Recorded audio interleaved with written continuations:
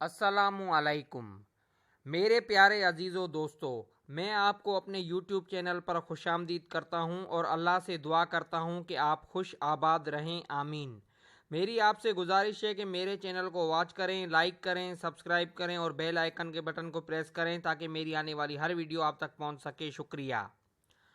آج کا ہمارا موضوع ہے شداد لعین اور اس کی جنت۔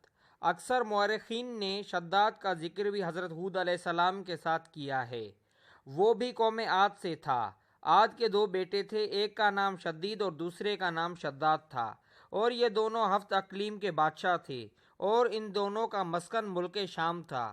شدید تو تقریباً 700 برس تک بادشاہی کر کے مر گیا۔ بعد شداد ملعون بادشاہ ہوا۔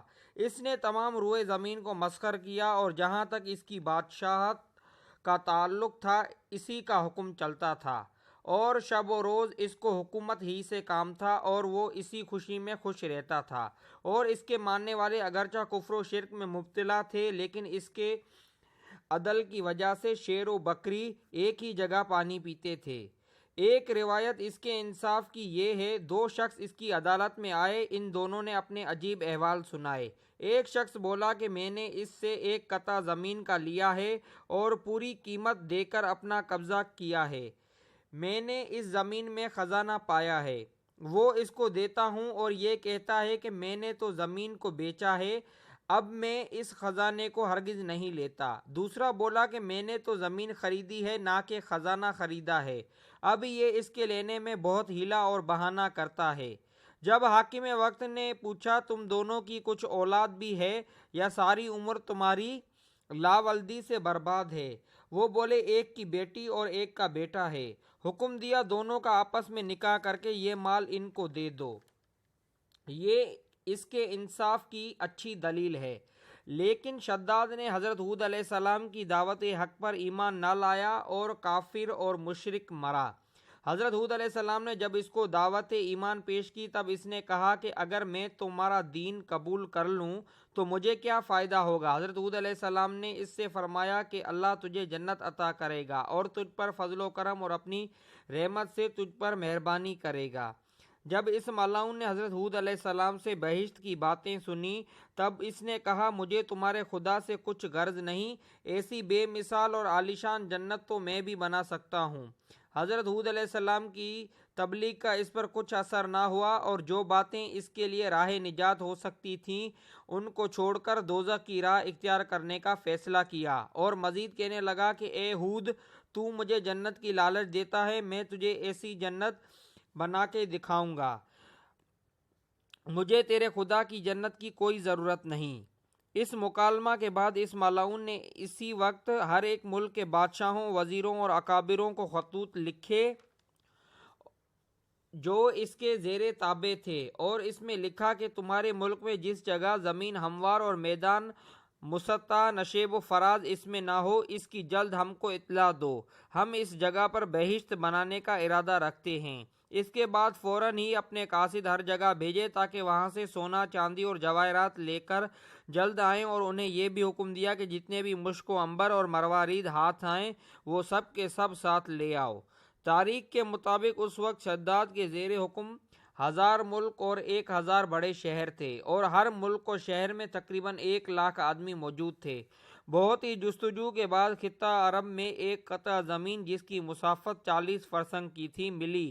اس کے بعد فوراً وزیروں و امراء کو حکم ہوا کہ 3000 استاد پیمائش کریں اور ہر ایک استاد کے ساتھ 100 بہترین کاریگر ہوں۔ یہ حکم مقرر کر دیا گیا اور سارے ملک کا خزانہ وہاں لا کر جمع کریں۔ سب سے پہلے 40 گز زمین نیچے سے کھود کر سنگ مرمر سے بنیاد بہشت کی رکھو۔ چنانچہ اس کے حکم سے بنیاد درست کی گئی اور اس کی دیواریں چاندی اور سونے کی اینٹوں سے اٹھائی گئیں۔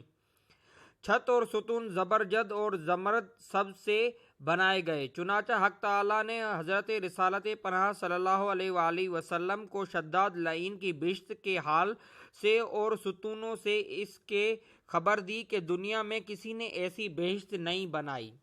اللہ تعالیٰ فرماتا ہے، ترجمہ: کیا تو نے نہیں دیکھا کیسا کیا رب تیرے نے عاد سے، جو ارم کے بڑے ستون بناتے تھے، جو کسی شہر میں ویسا بنا نہیں۔ فائدہ یعنی عاد ایک قوم تھی اور ارم اس میں ایک قبیلہ تھا اور ان میں سلطنت تھی۔ ان میں عمارتیں وہ اونچی اونچی بناتے اور صفتیں اس بشت کی یہ ہے کہ درخت اس میں نصف چاندی اور نصف سونے کے بنائے تھے، اور پتیاں ان درختوں کی زمرد سب سے جڑی تھیں، اور ڈالیاں اس کی یاقوت سرخ سے تھیں، اور میوے انواع و اقسام کے اس درخت پر لگائے تھے، اور بجائے خاک کے اس میں مشک و عنبر و زعفران سے پر کیے تھے، اور بجائے پتھر کے اس کے صحن میں موتی اور مونگا ڈالتے تھے، اور نہریں اس میں شراب و شہد کی جاری کی تھیں، اور بہشت کے دروازے پر 4 میدان بنائے اور اشجار میوہ دار اس میں لگائے تھے، اور ہر ایک میدان میں 1,00,000 کرسیاں سونے چاندی کی بچھی تھیں، اور ہر کرسی کے سامنے 1,000 خوان میں جملہ اقسام طرح طرح کی نعمتیں رکھی تھیں۔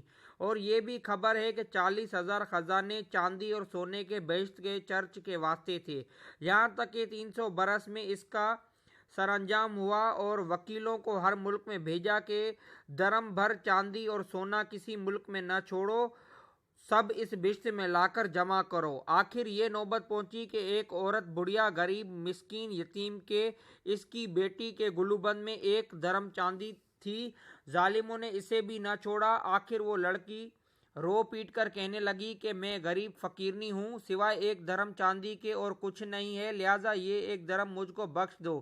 مگر انہوں نے کچھ نہ سنا۔ تب اس غریبہ نے خدا کی درگاہ میں فریاد کی کہ یا الہی تو اس کا انصاف کر، اس ظالم کے شر سے مظلوم کو بچا، اور اس کے بے انصافی کا تو انصاف کر اور اسے دفع کر۔ وہ فریاد اس کی خداوند قدوس کی درگاہ میں قبول ہوئی۔ بمصداق اس حدیث کے ترجمہ: پرہیز کرو مظلوم کی بددعا سے، بے شک وہ مقبول ہوتی ہے۔ خبر ہے کہ شداد نے سارے ملک کے لڑکے اور لڑکیاں خوبصورت و حسین دیکھ کر دمشق میں جو اس کا مکان تھا اس میں جمع کی کہ مانند حور و غلامان کے بہشت میں اس کی خدمت میں رہیں۔ مکمل 10 برس تک وہ کافر شداد ارادہ کرتا رہا کہ بہشت جا کر دیکھیں، لیکن خدا تعالیٰ کو منظور نہ تھا کہ وہ اپنی بنائی ہوئی بہشت میں جاوے۔ ایک روز کمال خواہش سے 200 غلام ساتھ لے کر بہشت کو دیکھنے گیا۔ جب وہ بہشت کے نزدیک جا پہنچا اور اس نے اپنے غلاموں کو چاروں میدانوں میں بھیجا اور ایک غلام کو ساتھ لے کر چاہا کہ بہشت میں جائیں، وہیں بہشت کے دروازے پر ایک شخص کو کھڑا ہوا دیکھا۔ اس سے پوچھا تو کون ہے؟ اس نے جواب دیا کہ میں ملک الموت ہوں۔ شداد نے کہا تو یہاں کیوں آیا؟ ملک الموت نے جواب دیا کہ میں یہاں تیری جان قبض کرنے آیا ہوں۔ شداد نے اس سے کہا کہ تو ذرا مجھے مہلت دے تاکہ میں اپنی بنائی ہوئی بہشت کو دیکھوں۔ ملک الموت نے کہا کہ خدا کا حکم نہیں کہ تو اپنی بنائی ہوئی بہشت میں جاوے، کیونکہ تجھ کو دوزخ میں جانا ہے۔ پھر شداد نے کہا کہ چھوڑ میں گھوڑے سے اتروں۔ ملک الموت نے کہا کہ نہیں۔ تب اسی حالت میں اس کا ایک پاؤں گھوڑے کی رکاب میں رہا اور دوسرا پاؤں بہشت کے دروازے پر تھا کہ جان اس کی قبض کر لی گئی۔ وہ مردود بہشت نادیدہ دوزخی ہوا، اور ایک فرشتے نے آسمان سے ایک ایسی سخت زور سے آواز کی کہ سب ہاتھی اس کے ہلاک ہو گئے اور ایک لقمہ کھانے کی فرصت نہ ہوئی۔ اس وقت نہ مال رہا نہ ملک ادنا، وہ اعلیٰ فقیر و امیر سب برابر ہو گئے، ملک غارت ہو گئے اور وہ سب دوزخی ہو گئے، اور اس کی بہشت کو زمین کے نیچے دبا دیا کہ قیامت تک کچھ اس کا اثر باقی نہ رہے۔ اللہ حافظ۔